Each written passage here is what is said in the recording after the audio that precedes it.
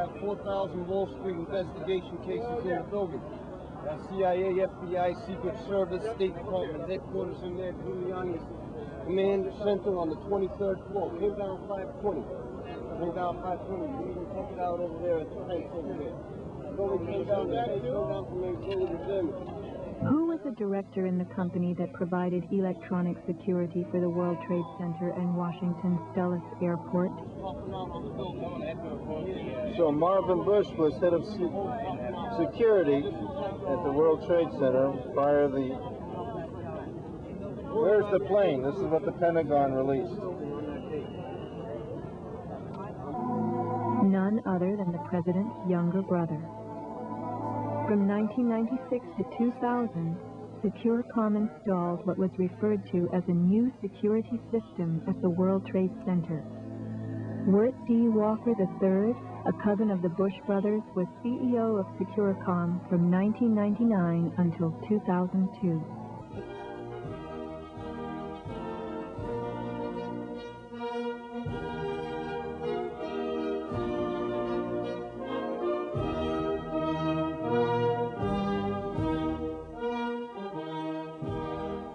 That the evidence that would have showed, you know, explosives and cutter charges was shipped out of the country to China and melted. But why would that try? Why would they do that? Which reason? I wouldn't speculate on why they did it. I just want justice in this country. To cover up the criminal act, the evidence that this was a bombing. It was bombed by bombing experts for a bombing agenda. To bomb Afghanistan, bomb Iraq, and bombs have an expiration date. Bombs have a shelf life. Hey, do you mean that they did this because they would have a reason to go in Afghanistan and Iraq? Of course, and what's more, bombs have an expiration date. You have to blow off the bomb, otherwise they have contracts. They have to renew bombs. So they make bombs, they bomb expert here, they bomb there, bomb. They love it. Business, big business. It's big business. Yes, thank you. Where are you from? Sweden. Sweden, yeah, welcome to New York. Thank you. It's a very nice city. Yeah. I'm Frank Craven, and I've got, I did a painting that has all kinds of websites on it. It's called Never Forget the Pet Goat. And it talks about the pet goat when he was reading the pet goat. Yeah, okay. And here's some websites and stuff. You can have that. It talks all about what's going on. Well, let's look at the structure, how it was designed and put together. I'm here at Ground Zero. This is Frank Craven. Thanks for tuning in to What's Ailing Healing America. And we are tuned in once again to see what's going on. This ongoing vigil has lasted, what, 2 years, Les? 3 years. This is Les Jamieson. He's one of the spearheader and main stage, Watch of Gibraltar for this Truth movement. And you came down here, 9/11 Truth in Boston? Yeah, that's right. Just for the afternoon to help out with these guys and have a few conversations. Terrific. Thanks a lot. Sander Hicks, a lot of people. Name some people that are, you know, really pillars of this movement. Sure. Okay. Well, Frank Morales. Frank Morales of the church.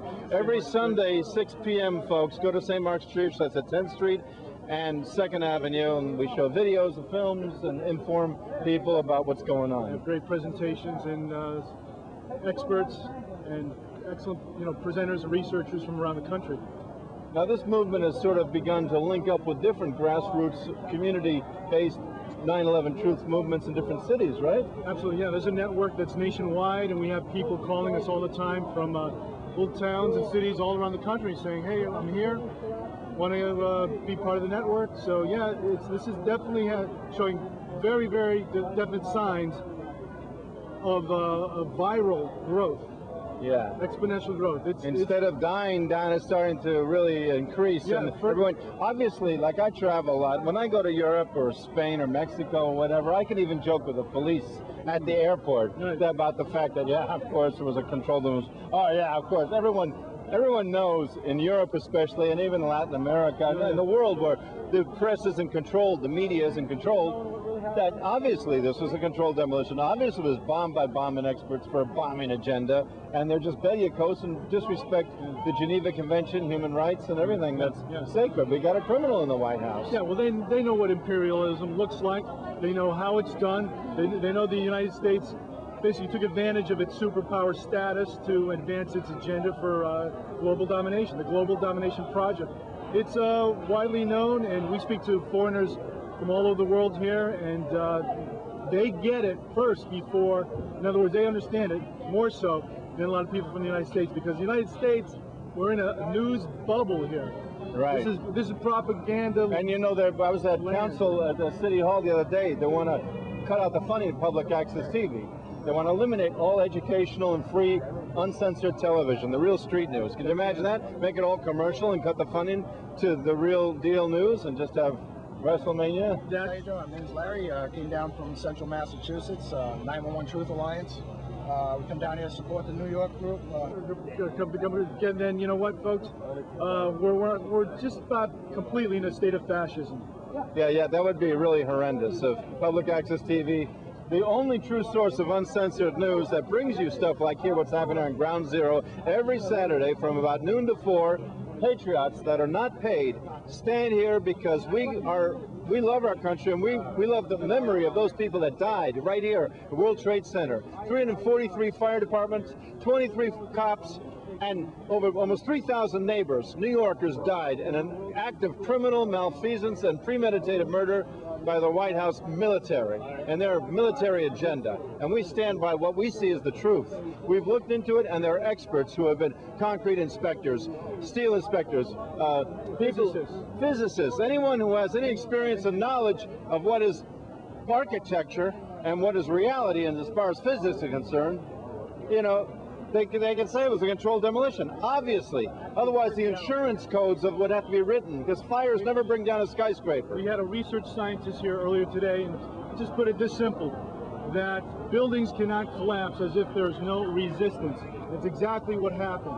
These buildings fell at the speed of gravity as if there was no resistance. And also, if everybody remembers seeing the pictures of the beginning of the collapse, where the tops of the buildings both blow up and out in this huge arch shape.